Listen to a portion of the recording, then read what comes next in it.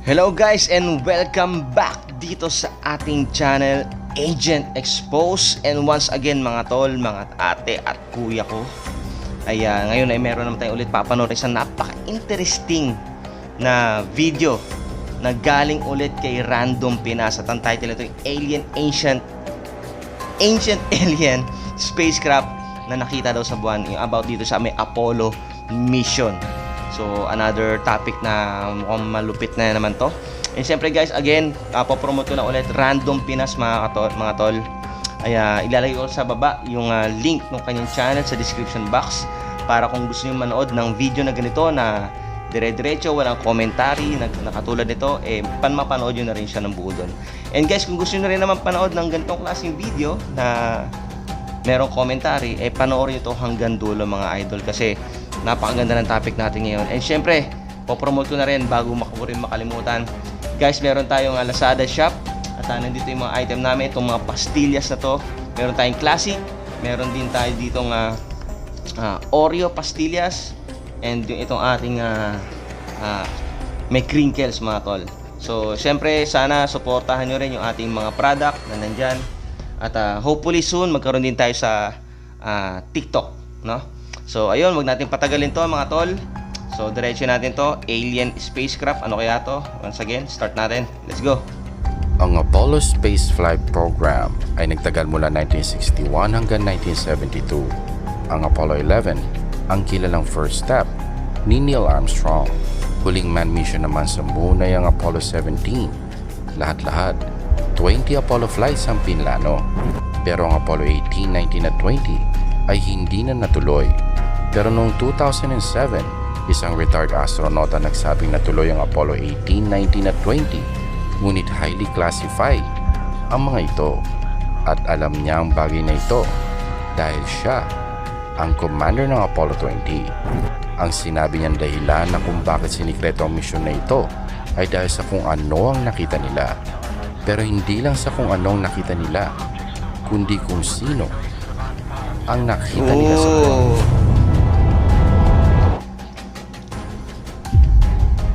Ayun, no? Ayun guys, so 20 missions pero hindi daw natuloy yung 18, 19 and 20. So may another conspiracy na naman tayo dito na kung bakit daw hindi natuloy yung 18, 19 and 20. Ano kaya mangyayari dito? Tuloy natin to. Medyo nagsisimula pa na tayo. Interesting na kagad.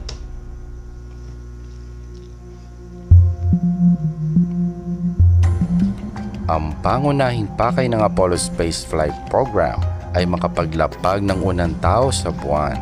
Nagawa nila ito noong July 20, 1969, kung saan sinabi ni Neil Armstrong ang mga katagang It's one small step for man. Ang Apollo 12 ay tagumpay din sa paglapag sa buwan.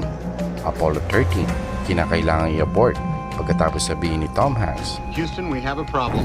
Apollo 14, 15, 16. Uy, anong movie yun? Medyo comment nyo nga sa baba mga tol kung anong movie yun. Mukhang interesting ito. Siguro may kinalaman din yung movie na tungkol dito. Parang nagiging interesado ako sa mga topic tungkol dito sa mga mission na to, Apollo mission. Kasi iba-ibang bansa na nag-uunahin like China, Russia, and US. Siyempre nauna yung US, pero pati yung China, Russia, and then pati pala yung North Korea. I think meron din sila mga spacecraft na katulad nito. Okay, sige, tuloy natin. 18 at 17. Lahat yan nakalapag sa buwan.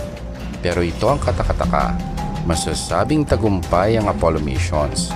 Maraming scientific discoveries na pinag-aaralan pa rin ng mga eksperto hanggang sa ngayon. Sa kabila ng tagumpay na ito, kinansila ang Apollo 18, 19 at 20 dahil sa kakulangan ng budget at kawalan ng interes ng publiko. At mula noon, may mga istoryang palutang-lutang na natuloy pa rin ang mga flights na ito bilang parte ng isang top secret black budget program. At noong 2007, nakumpirma ang mga istoryang ito. Isang YouTuber na may username na RetardAFB ang nagpost ng isang video na siyang bumulabog sa internet. Maikling video Check na nga nagpapakita ng interior ng isang Apollo spacecraft. Sa unang isang orange porthole na nakatingin sa space. Mabilis namang sinabi ng mga skeptics na hoax lamang ang video ito. Pero kung ikukumpara mo ito sa aktual na litrato ng Apollo craft, tila parehas. Ang sumunod na pareho, kuha ah. ay ang control panel at parehas din ito sa ibang Apollo missions. Ang kapansin-pansin dito ay ang bandila at ang mission patch.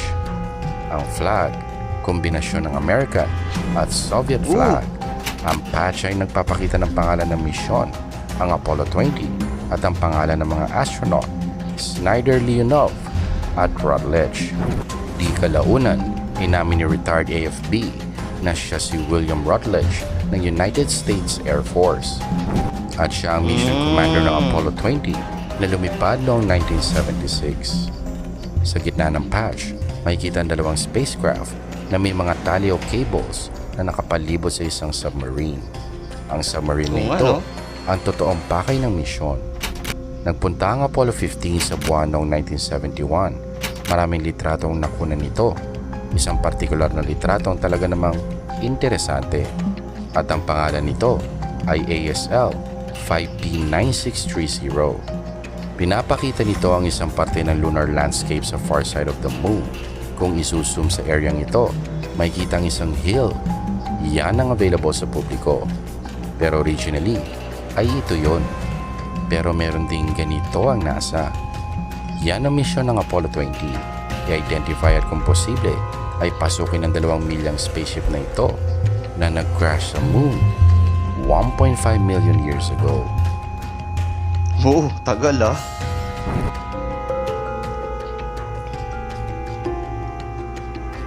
Sa paglipas ng panahon, naglabas pa ng ilang litrato at videos online si Commander Rutledge. Naglabas din siya ng ilang parte ng kanyang journal, nagbigay ng mas maraming background tungkol sa moon mission na ito. 1971, kinontak ng Soviet Academy of Science si President Richard Nixon para sa isang proposal. May mga litrato ang Russians ng spacecraft mula sa surface. May mga litrato din sila ng mga tila syudad, ngunit wala silang teknolohiya para mapuntahan ang site. At ang Amerika, meron.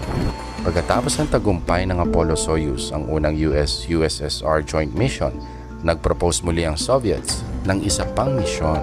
Sasamahan ng isang cosmonaut, commander ng Soyuz na si Alexei Leonov, ang 2 American astronaut, papunta sa alien crash site. Si Leonov, Rutledge at Leona Snyder na siyang magsisilbing piloto. Gabi ng August 16, 1976, isang Saturn V rocket ang nilaunch para sa pinaka-importante at pinakasikretong space mission sa ating history.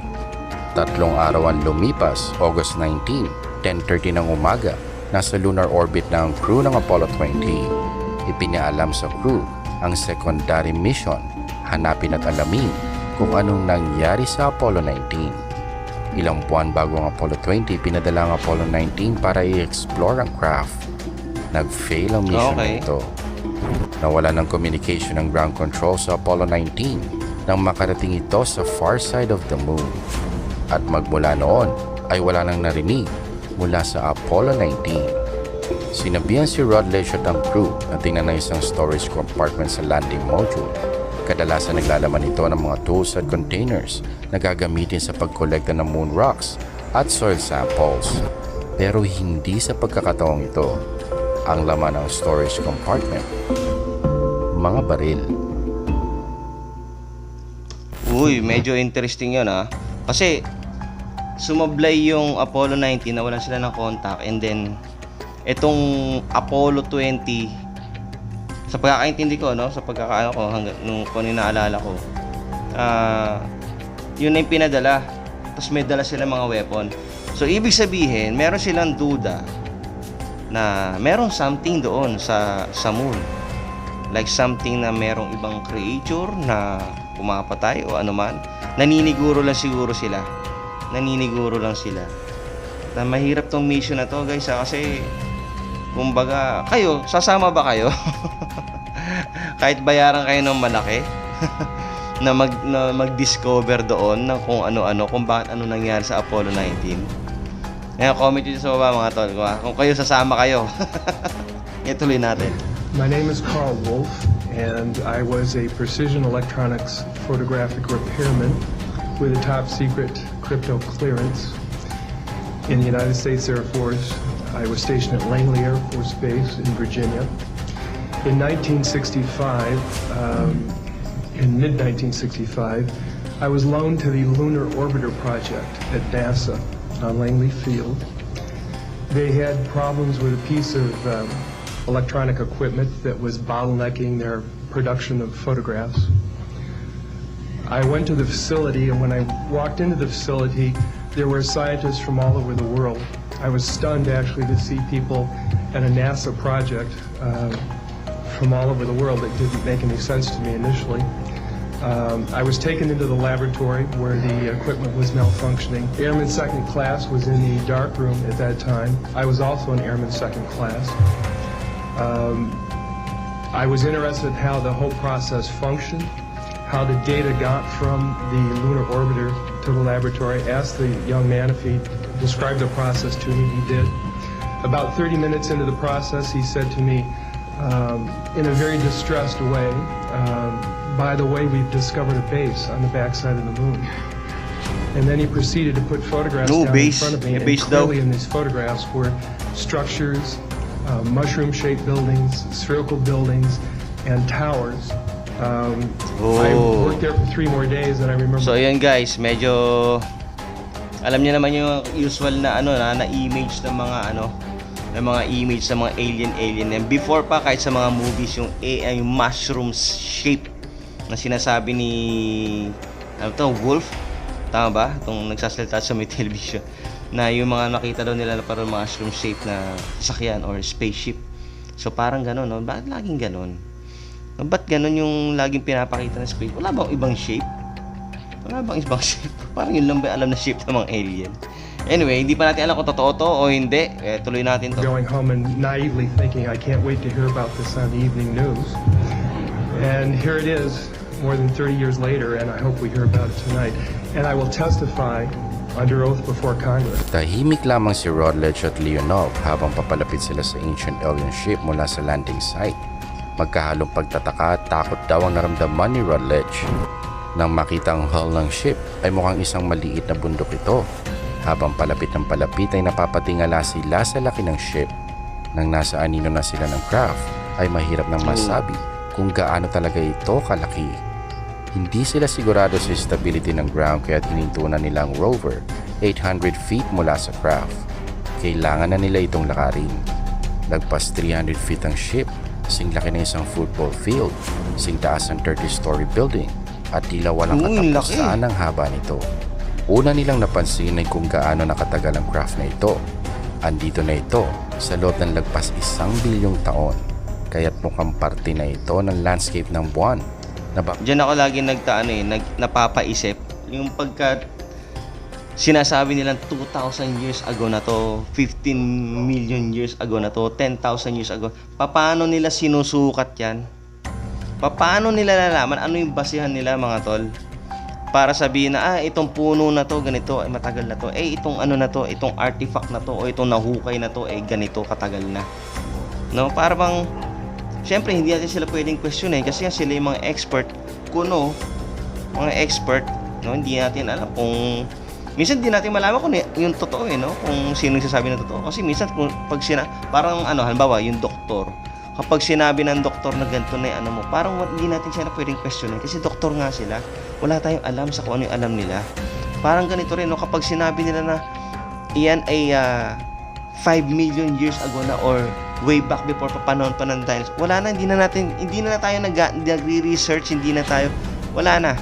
Tapos na ang usapan, sila na, sa kanila, kung ano yung sabihin nila, halos yun na yung pinaniniwalaan natin, mga tol. Sige, tuloy natin to. Mukhang ano ba tong spaceship na to? Babalutan ito ng moondust, powder ng dahilan kung bakit halos kulay gray ang lahat ng nasa buwan.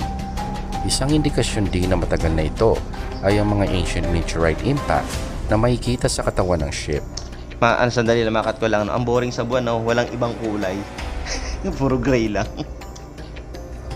Hindi sila nahirapang pasukin ang alien ship para kasing kinlear ang area ng isang heavy equipment kahit wala naman silang nakitang anumang machinery sa site. Ang katawan ng ship ay nababalot ng impacts, kakaibang mga shapes at markings, pero ang interior walls ay makinis. Puno ng lunar soil ang ship, hindi sila nakatapak sa metal floor ng ship. Sa layong 60 feet, may pattern sa lunar soil na nagsasabing may dumaloy na kung anumang fluid doon. Inutusan silang kumuha ng samples pero ang kaya lang nilang kunin ay mga dust at soil sa lapag. Ni hindi kasi kayang gasgasan ng kanilang mga dalang equipment ang kahit anong parte ng ship. Pero may kakaibang property yung pader ng ship. Gravity. May gravitational field silang nararamdaman na nagmumula sa mga pader. Napansin din nilang mas malakas ang gravity sa loob ng ship. Alam na natin kailangan ng gravity sa isang interstellar travel. Sinundan ni Rutledge at Leonov ang daan. Interstellar, no? Parang may nabanggit na, parang may napanood, hindi ko napanood. Actually, parang meron ako narinig na movie nito. Interstellar. Parang pinalabas na siya. Hindi ko lang maalala mga tol kung anong yung exact na title, pero parang Interstellar. Tapos ganito nga rin, parang astronaut din. Ayun, dalawa na ha. Check nyo nga mga tol kung ano yung movie na yun. Yung kay Tom Hanks, tsaka itong sinasabi ko parang, hindi ko alam kung Interstellar yun o meron pang kadugtog Interstellar something ganon, hindi ko alam eh. Pero parang meron ganun nga movie. Parang interesting yung movie na yun. Parang ito siguro yun. Hindi kaya nga ito yan. Tuloy natin. Dinala sila nito sa upper floor. Sa isang malawak na daan may malaking chamber. Doon may nakita sila. Bagay na inaasahan nila. Ngunit ikinagulat pa rin nila. Signs of life. Sa madilim na chamber tila gumagalaw ang mga walls. Dito magaspang ang pader. Nang lumapit si Rutledge at Leonov, nakakita sila ng tila mga halaman tuyong purple vines 100 feet ang taas sa mga walls. Sa ilalim ng mga halaman may mga trays. Kumukolekta ito ng malagkit na dilaw na liquid. Sa pag-iinspeksyon, nakita nilang gold ito. Ito lang guys, no? Ito lang mga tol, parang ano kayang klaseng halaman to? Kasi una-una, ang sabi nila, walang mabubuhay. Kung di ako nagkakamali, correct me if I'm wrong. Diyan sa comment section mga tol. Alam ko walang mabubuhay na halaman sa moon. Siguro nga kaya nga lang sila pabalik-balik, maaaring naghahanap sila kung meron life doon. Pero hanggat walang nadidiscover na tubig doon, walang magiging buhay doon. Una-una ang halaman kailangan niya ng tubig, kailangan niya ng oxygen. No, actually yung hangin natin, actually may compose siya ng tubig, no? Vapor talaga siya, hindi siya actually parang hangin lang, vapor siya, 'di ba? So, merong composition ng may konting parang liquid particles yung ating mga hangin. So, para mabuhay yung halaman na to, well, siguro kakaibang halaman to, hindi natin alam, no? Alien nga to, no? Siguro halaman ng mga alien to. Ano bang klaseng halaman to? Pero tingin ko hindi siya yung klase ng halaman na meron tayo dito. Kasi hindi nga mabubuhay halaman sa buwan. Kung hindi ako nagkakamali. Ayan, tuloy natin. At phosphorescent. Sa wakas ay may makukuha silang sample mula sa ship. 2 litro ang kinuha nila. Kulay gold pa. Tinawag nila itong golden tears. Nawala sa isip nilang bukas pala ang kanilang komunikasyon. Mula sa lunar orbit, nagsalita si Leona. Sinabihan sila na gusto ng ground control na bumalik na sila sa rover. Habang pabalik, nakita nila na may tila tracks sa ground. Tracks ng isang rover, pero hindi nanggaling sa kanilang rover. Rover to orbiter. You there, Leona? Howdy, well, what's up? You better get used to that horn. Why? What is it? Tell them we found Apollo 19. Nakikipagtalo Okay, ang nakita ni Apollo 20 Apollo crew sa 19. ground control sa kung dapat pang i-explore ang Apollo 19 module. Gusto ng crew tignan kung may survivor o alamin man lang kung anong nangyari. Pero hindi ito gusto ng ground control. Mari kasi mangyari sa Apollo 20 ang kung ano man ang nangyari sa Apollo 19. Pero sa huli, nasunod pa rin ang Apollo 20 crew. Konektado pa ang Apollo 19 module sa first stage booster, indikasyon na hindi nakaalis ang mga astronauts. Umaasa si Rutledge na may buhay pang astronaut, maaaring nasa loob ng ship. Pero sa totoo lang, alam niyang 3 patay na astronaut ang kanya makikita. Sa unang tingin, nakita niyang tila bukas ang hatch ng module. Ibig sabihin, kung hindi pressurized ang module, siguradong hindi buhay ang mga astronauts. Tila hindi maganda ang pagland ng module. Sa lapag, nakakita sila ng isang white glove na may pulang fingertips. May mantsa ng dugo. Ang suot ng Apollo 20 crew, white at black. Ang kanilang nakita ay mula sa Apollo 19 crew. Sinubukan ni Rutledge na hindi magpanik. Sa kanyang paglingon, wala na si Leonov. Nasa taas na siya ng module, binubuksan ng hatch. Alexi, wait! Will? What is it? Is something in there? There is something, yes, but... What, a body? It is a body, but, well, it is not human. Nasa 2 minutong nakatayo Ay, ito si na. Rutledge at Leonov. Sinusubukang intindihin ang kanilang nakikita. Sa loob ng Apollo 19 module, sa isang metal table, may isang alien body. Babaeng humanoid, nakahubad. Ang katawan niya ay nababalot ng tila isang waxy substance. Maaring isang highly advanced pressure suit ang nasa isip ni Rutledge. Nasa 5.5 feet ang taas, 2 kamay, 2 paa, parang tao. Pero 6 ang daliri nito. Sa kanyang noo ay may tattoo o isang design na kaparehas ng mga nakita nilang markings sa ship. Ang mukha niya ay may dekorasyon, mga tangkay na nakakonekta sa talukap ng kanyang mga mata, sa pisngi at bibig. Malapit sa lamesa may isang container na may Ay, laman pause mo ng natin, mga golden tol. tea.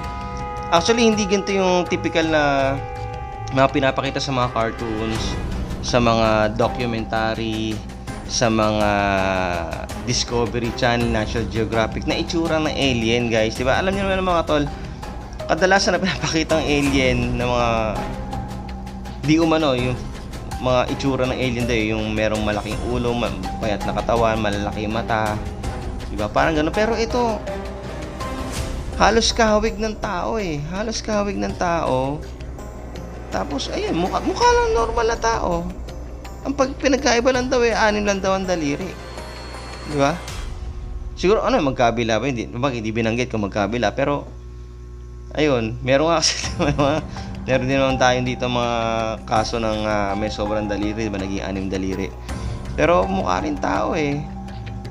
Ito, iisip natin, baka mamaya parang lang to, no? Ano ba to? Gawa-gawa. Alam mo, nakakaano ang NASA. Ngayon tuloy. Here. Sinarahan ni Rutledge ang hatch at sinimulang i-pressurize ang module. Kung pag-aaralan nilang babae, kailangan nilang tanggalin ang kanilang helmet. Tinanggal nila ang kanilang mga helmet na nag-pressurize na ang module. Inaasahan nilang amoy nabubulok ang lugar, pero may tila parang aroma ng almonds ang kanilang naaamoy. Biochemist si Leona, kaya lang nasa kabilang side siya ng moon. Kailangan nila itong antayin makabalik bago ito makatulong sa kanila. Walang pulso ang babaeng alien. Ginamitan ito ng stethoscope ni Rutledge. Wala siyang naririnig na heartbeat, pero tila may naririnig siyang liquid na dumadaloy sa loob ng katawan. Naisip nilang hindi pa tayo buhay ang alien. Nasa isang suspended animation ito. Tinanggal nila ang mga tangkay sa muka. Tila umiti ito sa isang punto. Dahil dyan, tinawag nila itong Mona Lisa. In-examine ni Rutledge ang alien habang kinukunan ng litrato ni Leonov. Nakabalik si Leona sa range at tinawag sa radyo ang Nadamay 2 pa si Mona astronaut Lisa. gamit ang isang private channel. Slider over? Will? You okay? We're okay, Leona. We found something unexpected in the Apollo 19 lab. No clue, but, We know. Houston is back online. We can see everything. you wanna patch me through? Not yet. Will? What is it? Ground control knows. They know? They know what? About what you found in Apollo 19's lab. They already know. How is that possible? Will, they know. But we also found a bloody glove, and I'm pretty sure it belongs to Jim Reynolds. We need to... Will, they know about that too. They know all of it. I don't understand how they would... Will, Control wants you to bring the alien woman back to your module. What? Why? They, Leona? What? What is it? they want us to bring her home. Alam nyo, parang ganito pala nangyari. Nung sinasabi ng magkadalawang magkausap, no, na alam na daw ng ground control yung talagang nangyari sa Apollo 19 mission. So, ang nangyari nito, ang pagkakaalam siguro nila ng Apollo Mission 20 na to, ang akala nila yun lang yung mission nila, yung magsaliksik tungkol doon sa Apollo 19 and then tungkol nga doon sa parang submarine ship na napakalaki na sinlaki ng football field. Pero alam na daw nila yung tungkol doon at alam na rin nila yung tungkol doon sa may dugo, yung sa gloves, yung kay Reynolds daw yun. Ibig sabihin, ang talagang maaring mission is yung alien na yon, yung babaeng alien na yon. And maaring alam na rin nila at gusto nilang ipakuha yon, gusto na makakuha ng sample.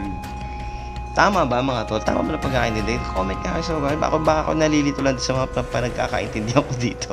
Ituloy natin. Isa sa pinakakakaibang urban legend, ang Apollo 20, nang nag-post sa YouTube si retired AFB, aka Commander William Rutledge, ng mga Apollo 20 videos, nabulabog ang internet. Kapani-paniwala kasi ang video. Pero totoo ba ito? Sorry to disappoint, pero hindi totoo ang video. Marami ng article sa internet na nag-debunk Ay, ng pambira. Ayan. Hindi daw totoo yung video. Hoax kang lata to. Na-scam tayo dito mga tol ha. Pero kung na-scam tayo dito, ano yung ano? Para saan? Ano yung purpose, di ba? Ba't nila ginawa to? I mean, para lituhin ng tao? Para i-entertain ng tao? Ano? Bakit ganon? Gagawa sila ng mga kwento na walang katotohanan. Ano to? Tuloy natin? video nito. Pero hindi na natin iisa-isahin yan. May umamin na kasi sa kung sinong gumawa ng video. Ang video ay gawa ng isang French artist, si Thierry Spet. Parte ito ng isang science fiction film project Ito pala may na sala kanyang ginagawa. Kombinasyon ng practical effects sa 3D ang gamit niya sa videos. Ang pumuko talaga sa atensyon ng mga tao ay ang control panel at ang alien na babae. Kapani-paniwala kasing pagkakagawa nito. Pero may mga videos din siya na konektado sa proyektong ito at hindi lahat maganda ang pagkakagawa. Kahit inamin na ito ni Spet, inabot ng halos 9 na taon bago may naglakas loob na tanungin siya tungkol dito. Isang interview ni Chad Baxter noong 2016. Ang istoryang ito ay pinaghalo-halong bersyon ng Apollo 20 urban legends sa internet na hinalo sa nobelang isinulat mismo ni Spet. Sa istorya ni Spet, nagising ang babaeng alien habang ina-examine at inatake si Rutledge. At ang Golden Tears, Ayun na nga, ito na nga yun. Ginawa pa yata ang business yung ano, yung ginawa nilang kwento na to, no? Nakagawa siya ng libro, syempre dahil nga sa alam niyo naman ng mga tao kapag ka meron something na parang conspiracy or mga bagay na interesting, talagang napapabili sila na gustong-gusto ng mga tao yung mga ganitong klase ng topic eh. Ito pinagkakitaan nga nila to. And kung ganun nga, eh maaring yung sinasabi kong movie na Interstellar something ba yung title nun, eh baka yun na rin yun. Ito nga, pinagkakitaan nga nila to. Pero hindi maganda, no? Parang panlito, no? Panlito, parang minsan mawawalan ka ng respeto eh, no? Sa NASA. Dapat kasi pagka ganito, hindi nila inaalaw yung mga ganito kasi ano to, kinasuhan ba to ng NASA sa paglabas sila ng mga ganitong kwento? Kasi hindi tama to para ilabas sa publiko. Kung sa tingin ko lang yun lang naman opinion ko lang naman mga tol. Tuloy natin. medicinal properties. May cancer si Leonov. Ininom niya ang liquid na napagaling siya nito. Kilalang cosmonaut si Alexei Leonov, kaya pinalitan ni Spet ang kanyang pangalan sa nobela. Si Leonard Rutledge nagkaroon ng relasyon sa space at nagpakasal di kalaunan. Uminom din sila ng Golden Tear na siya nagpabaga sa kanilang pagtanda. Ang dugo ang gloves sa istorya? Well, yung mga halaman sa loob ng ship. Ito nga tayo, no? Itong scene na to, mga tol. Parang ito yon. Yan, ito. Yan. Parang yan yung sinasabi kong Interstellar. Hindi ko lang alam kung yun lang may title o may kasama yung Interstellar Millennium naman. Parang ito yon. Ituloy natin. Nobela yata ito, no? Ginawang movie. Kinain ng crew ng Apollo 19. Sa kabila ng pag-amin ni Spet sa paggawa ng video, may makikita kang ilang interview ng sinasabing totoong William Rutledge. At ang mga interviews na yan, ang dahilan ng paglago ng istoryang ito. At sa kalagitnaan ng interview ni Spet, Ipinakita niya ang maskara ng alien na babae. Parehas talaga ito. Pero bakit kaya maraming naniniwala sa istoryang ito? Ginawang urban legend. Sa loob ng maraming taon. Kasalanan niya ng American government. Yun na nga. Totoong may 3 Apollo missions na ang pinlano. Na-cancel ito dahil sa kakulangan ng funding at kawalan ng interes ng publiko. Nakakalungkot yan kung iisipin. Tagumpay ang Apollo 17. Space exploration sana ang naging prioridad ng US at ng Soviet. Pero pinili nila ang giyera sa Vietnam. $1 trillion ang nagastos sa giyerang yan sa pera natin ngayon. Ito medyo nakakatawa.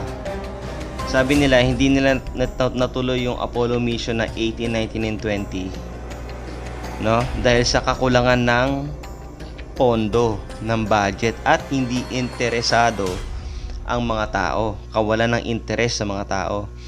Pero pagdating sa giyera, interesado sila. 'Di ba? Medyo parang no? Sayang yung pera at mga tao. Wala pa namang nananalo sa giyera, lahat talo. Kawawang mga sundalo at kawawang mga sibilyan na namamatay. No? Sige, tuloy natin. Noong 2002, ang budget ng NASA ay nasa $22 billion. Laki. Bumaba ng 90% kumpara noong 1970s.